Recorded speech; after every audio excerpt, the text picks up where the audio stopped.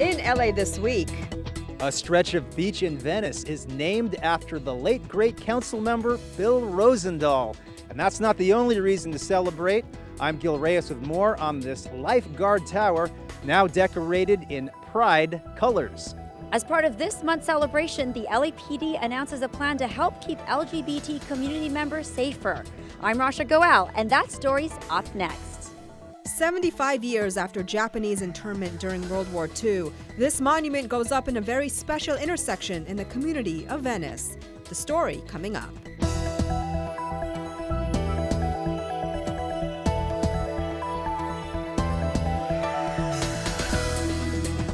Hello and welcome to LA This Week. Thanks for joining us. I'm Yana Kay.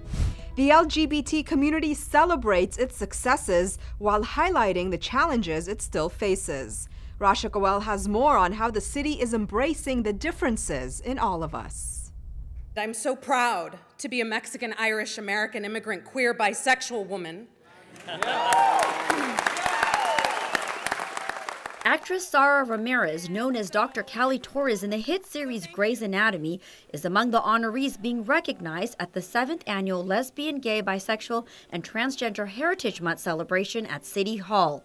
Ramirez came out after leaving the show in 2016 to take a break. She says it's going to be interesting to see how things play out in her career. I wasn't out publicly when I was on television playing Callie.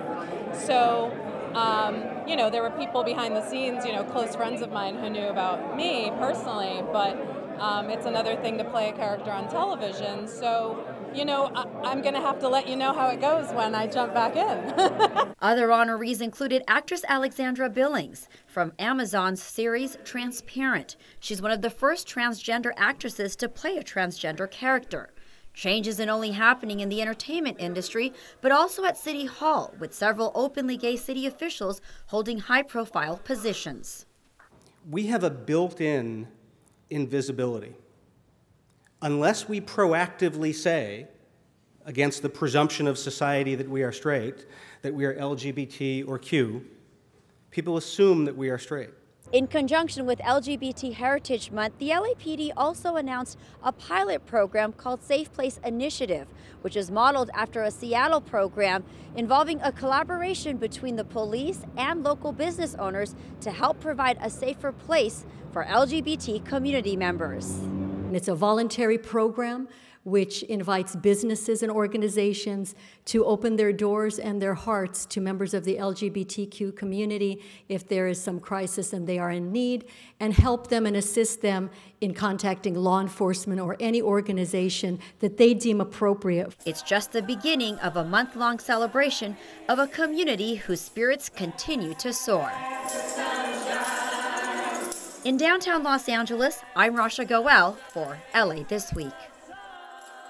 During the month of June, the City Hall Tower will be illuminated in the distinct rainbow colors of the gay pride flag. Over on the west side, another celebration of LGBT Pride Month as the community pays tribute to LA's first openly gay council member, Bill Rosendahl, who passed away more than a year ago. Gil Reyes has more from a double tribute in Venice. Gil.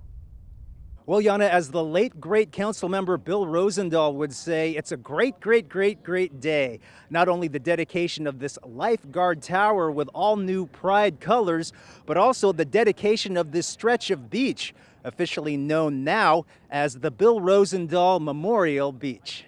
Gone but not forgotten. Particularly in memory of my predecessor, Bill Rosendahl, folks really wanted to do something here at the beach to memorialize him.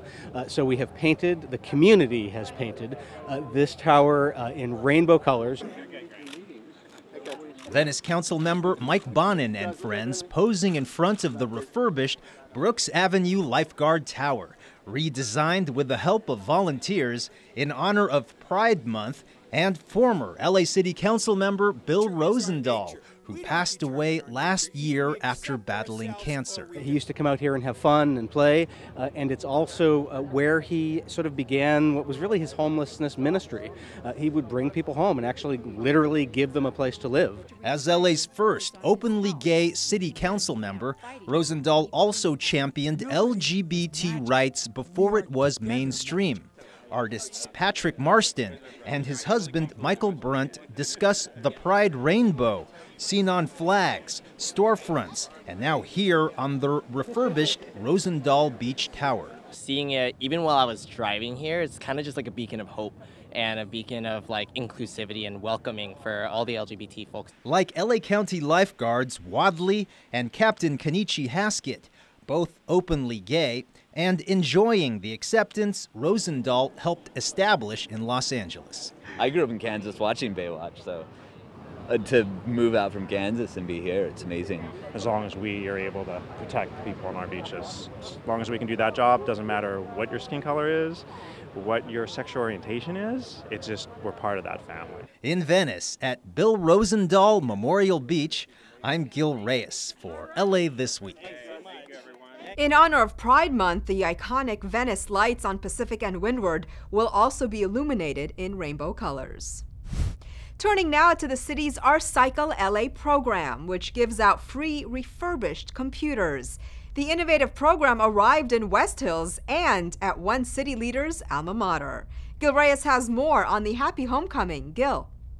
Yana, we are actually here at Justice Elementary School in West Hills, where LA City Councilman Mitchell Englander actually graduated from 6th grade here back in the early 1980s. He also shared a part of himself, his childhood, that you may not have been aware of. Oh, God bless you. Oh, your story.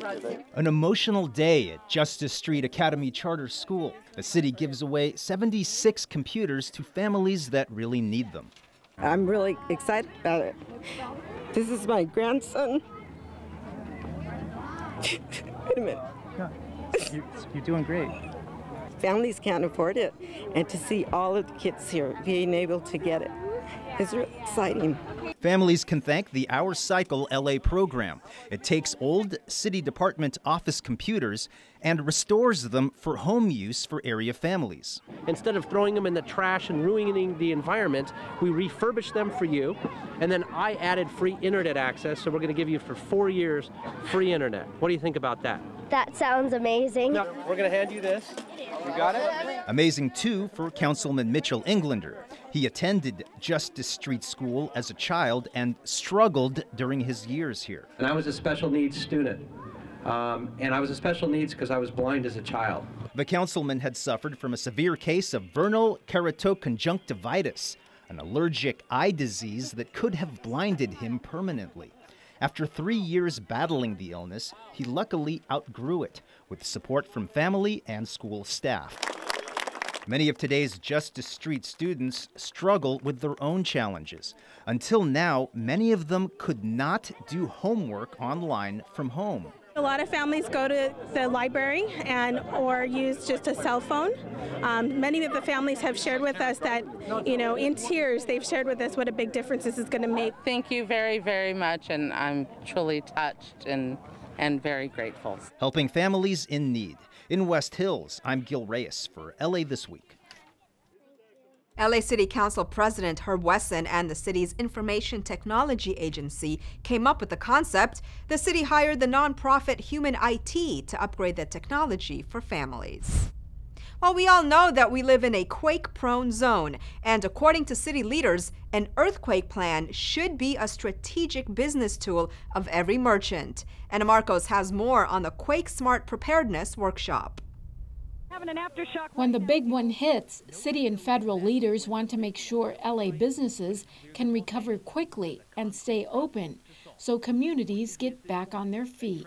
We want them to be able to get their food if they need food, their supplies. LA's Emergency Preparedness Department has teamed up with FEMA to run this Quake Smart Earthquake Preparedness workshop for local business leaders. It's very important for businesses and property owners to have some kind of idea in case of emergency, their shutdown procedures, where they can direct either their employees or their customers where to go, what safety measures need to be in place so like looting doesn't take place. Fire Chief Ralph Terrazas, one of the speakers, has some basic things merchants must include in their disaster plans to get back on track: power, communications, and safety of employees and customers. I shared an experience I had with a fire in a local refinery, and they had a plan for emergencies. They were able to bring in emergency generators for power. They were able to bring in satellite trucks for the communications capability. By the end of the day, they were in full operation. These exhibits give business owners even more ideas for keeping their operations quake-proof, from big things such as retrofitting your buildings to smaller things such as strapping down computer monitors with these contraptions or having a radio flashlight. This one operates with either solar power, hand cranking, or regular power. This engineer highlights one problem faced by property owners who did not have retrofitting during the Northridge earthquake, something called a soft story. It's basically a parking garage below, sometimes called tuck-under parking, and then your living space above. So when an earthquake comes and it moves the heavy elements, this heavy part will move and have a tendency to want to collapse. Both business owners and residents can now sign up for the Notify LA program, which gives you specific alerts for your neighborhood during disasters. You can text 888-777 or visit emergency.lacity.org/notify-LA. I'm Anna Marcos for LA This Week. Other agencies that helped put on the event include the LA County Office of Emergency Management, the Small Business Administration, and the Federal Alliance for Safe Homes. Heading back to Venice now, where community members dedicated a Japanese-American memorial monument so that future generations will never forget past racial injustices. Gil Reyes reports. It could never happen again, or could it?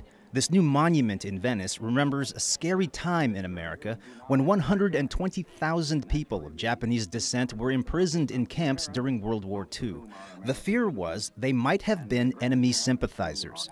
Among the incarcerated, Mei Kagayama from Venice. Yet I was frightened. I thought we were going to be sent back to Japan. So I didn't know what was going on because I was only 18 years old. So my younger sisters, 2 sisters, and my brother, we all left for Manzanar from this very corner. April 1942. Right here at Venice and Lincoln Boulevards, more than 1,000 Japanese Americans were forced to board buses for the Manzanar detention camp. 75 years later, on that very corner, the Venice Japanese American Memorial Monument is dedicated. This monument serves as a reminder that the injustices suffered by people of Japanese ancestry should never happen to any group ever again. Just because of your religion, your color of skin, your gender, your sexual orientation, people make assumptions, and if doggone it, something goes wrong, then you're the one to blame. Many of those incarcerated have since died, but relatives, some showing old ID tags from camp, spoke for them during the dedication. We were reduced to numbers, and this is what Trump wants to do. He wants to have all Muslims register, and then by registering, they can be found wherever they are and taken away. I think my husband is looking down right now and smiling. He was so strongly believing that this will happen, and it became a reality for him. At Venice and Lincoln Boulevards in Venice, I'm Gil Reyes for LA This Week. Supporters raised more than $100,000 for the 9-foot-tall black granite monument. Over in Canoga Park, the first ever cool pavement installation in the state of California recently took place. Rasha Goel has more on how the city is cooling down the streets as we hit the hot summer months. This is the hottest part of the city of Los Angeles. Councilman Bob Blumenfield is referring to Jordan Street in Canoga Park, which officials say is one of the hottest neighborhoods in Los Angeles. With street surfaces hitting up to 160 degrees, the city of LA is taking action to cool things down with a new cool pavement pilot program. It involves treating streets with a coating that helps lower the temperature of the street. The hot sun beats down on the black asphalt, creates this heat island effect, and ultimately we are all the victims of that. The hope, though, is that by reflecting more light, the lighter pavement coating will keep the air and the surrounding street cooler and release less heat into our neighborhoods. City officials say not only will the new coating help save money on air conditioning, but also will benefit in other ways. One study estimated that a citywide cool pavement program could save $15 million a year in cooling costs and $76 million a year in smog-related medical and lost work costs. As part of the pilot program, the Bureau of Street Services will be testing the materials, measuring the heat, and checking durability to see the long-term impact on residents. Only time will tell if the material holds up or if it just looks good on the surface. I'm Rasha Goel for LA This Week. City officials say they'll be laying patches of the coating in the other 14 districts in the upcoming months. Well, from cooling down the streets to beautifying them, in the case of One Pico Boulevard neighborhood, it starts with a tree planting and a little help from two well-known city leaders. Anna Marcos takes a look. This is a community in action. Members of this neighborhood on Pico Boulevard wanted a greener, more beautiful, and pedestrian-friendly street, and they worked for a year and a half to get it. Their reward today, some 50 new trees planted, thanks to the mayor's Great Streets initiative. What we're trying to do is to get trees to shade our pedestrian walkways so that people in the neighborhood will want to come out and use our stores, and also, more importantly, just to meet each other and to have a place that we can call our home and our community. Oh, and it was such a big deal that both Council President Herb Wesson and Mayor Eric Garcetti, with his daughter, stopped by to shovel some dirt and mulch around. What this is about today, it's about a great street. It's about community coming together. And there's more. These people are really serious about beautifying their streets. They've created a board in which residents get to pick what kind of street they want, complete with landscaping, sidewalks, planters, and plants. And everyone seems to enjoy playing this little game with stickers. Citizens like me could come and just identify our first, second, and third choices.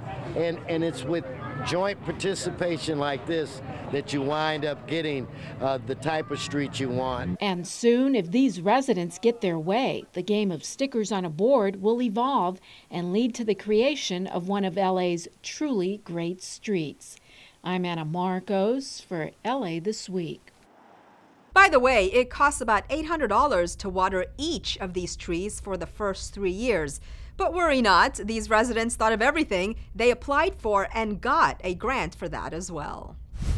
Well, courtesy to coworkers is the house special at one restaurant prominent for pastrami.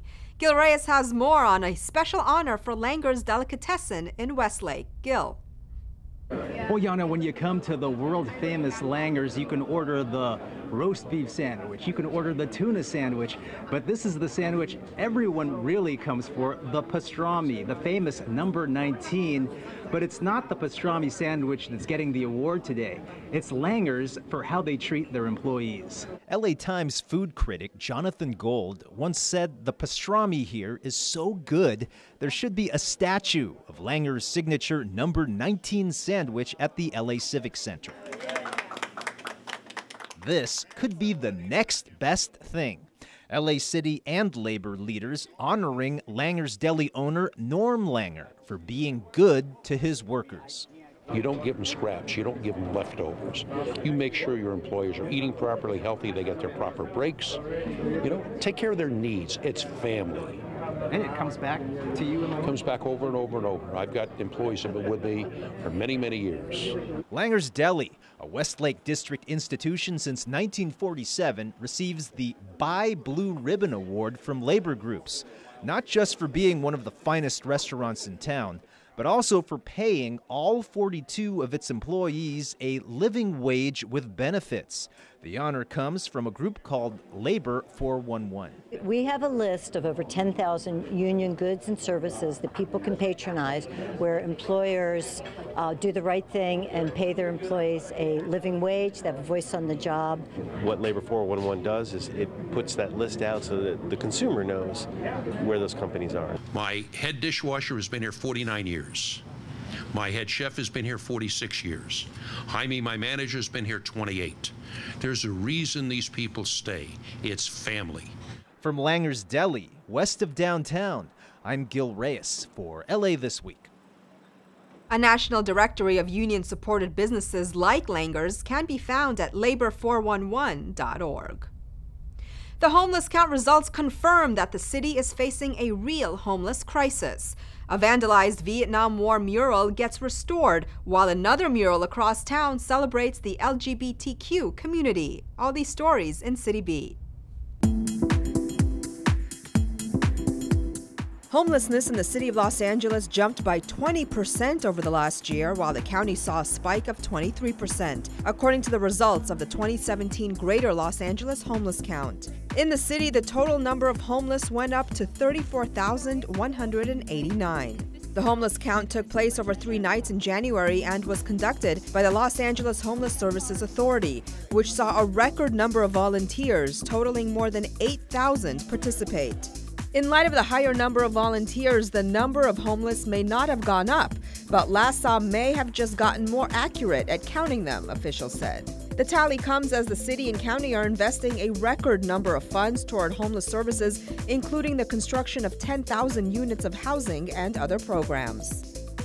A restored Vietnam War POW MIA mural in Venice that had been vandalized was unveiled recently. Last May, vandals sprayed a thick sheen of silver paint over most of the names on the mural.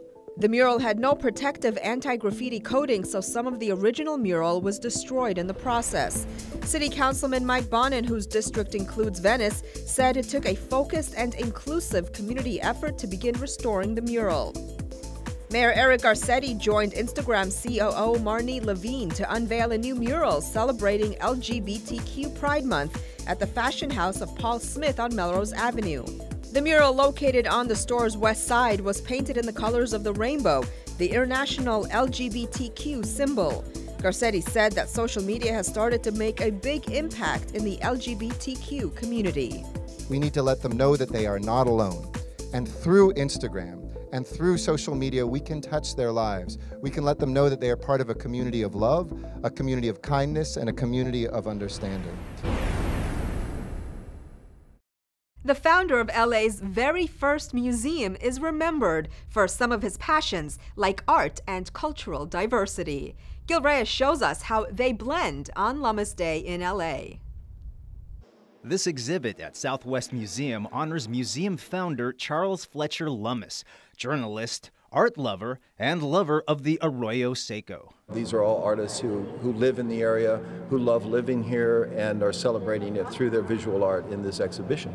During Lummis Day festivities, the exhibit called For the Love of the Arroyo opens. It's just a delight to have this event and see the level of community participation and support for our history and our culture. Lummis Day celebrates art and diversity in Northeast LA, as Charles Lummis famously supported Native American rights and artifacts before his death in 1928. Over in Highland Park, another exhibit entitled Muralismo features iconic Chicano murals. As a political activist, a cultural activist, for me it's very important what I see in the murals because it's helped me to understand the community where the murals sit in. So what's next for LA Murals? In the future, it literally will talk to you. There'll be information coming out. You can even probably access information from the wall virtually as things develop out of, that's, okay, trade secrets right now, but we will be coming out with the first augmented reality mural in Los Angeles. Celebrating Northeast LA art, past, present, and future on Lummis Day, I'm Gil Reyes for LA This Week. Lummis Day, a 3-day diversity festival, also featured live music, dance, and poetry readings. Well, relax and take some time out during a meditation event, or get your heart racing during a sports car showcase or a city race urban adventure. All this in this week's Things to Do. It's a festival designed to raise the vibration of humanity through a united connection of live music, visual arts, meditations, sound healing, workshops, lectures, interactive experiences, exposure to local and global brands, and connecting our world through unity. So take a deep breath and relax at the Mass Meditation Initiative, taking place at the Los Angeles State Historic Park on Saturday, June 17th. The event is free, but you have to register at eventbrite.com. Join the Peterson Museum for one of the largest and most interactive events of the year. The museum will host an immersive Le Mans viewing party where you can watch Le Mans live alongside the museum's Forza gallery and can compete with professional and media influencers for digital on-track dominance in the driving gallery. Le Mans will be streamed on big screens in the Seeing Red Ferrari 70 Years exhibit, surrounded by some of the most priceless race cars of all time. It all takes place on Saturday, June 17th at the Peterson Museum. For more information, visit peterson.org. In City Race Urban Adventure Hunts, teams of 2 to 4 players solve fun and challenging clues, leading them on a 3-hour hunt through one of LA's many diverse neighborhoods. Teams will crack codes, solve challenging puzzles, uncover little-known facts, and more, all while racing against other teams to be first to finish with the most correct answers. This subterranean city race will send you on a captivating quest through the state-of-the-art stations of the LA Metro, where you'll hunt for clues amid some of the most striking and provocative public art in the region. Register online at racela.com. And that's a look at some things to do. Well, that's going to do it for this edition. I'm Yana Kane from all of us here at LA This Week. Thanks for joining us. A reminder that you can catch us online at lacityview.org. You can also follow and like us on Facebook. We'll see you back here next week for more of LA This Week.